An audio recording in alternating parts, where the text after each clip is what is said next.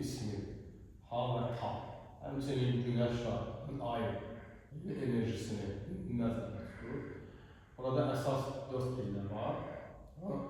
Buradakı ilk 2 pillə Yama və Niyan var, yəni qayda qanunlar. Zorakılıq eləmək olmaz, dürüst danışmaq, oğurluq etmək olmaz, cinsel təhriz və toplamaq olmaz.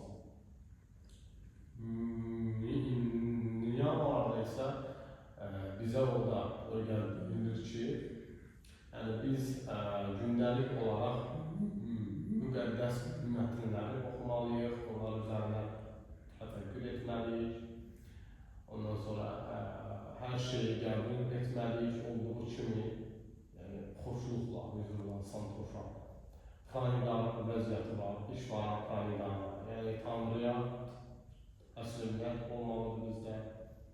Bax, bu tip qaydalar, tapasiya həmçinin var, çiləkçilik bir qədər, yəni dərviş var, biraz həyat tərzi, bu müasir dövrdə minimal həyat tərzidir.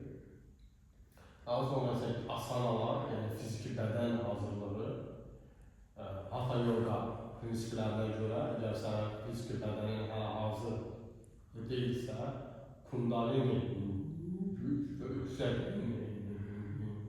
o şakti enerjisini oyada bilmərsən. Əgər o oyadarsansa, fəlakət baş verə bilər sənin bədənində, sağlamlığın ciddi zərər görə bilər.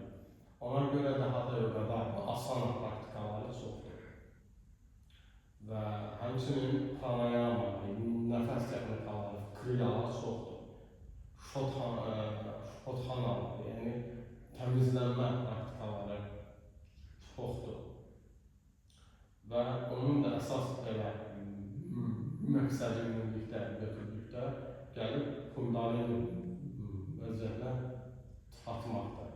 Həm fiziki olaraq, həm duyğusal, həm də psixoloji olarak. Teşekkür ederim.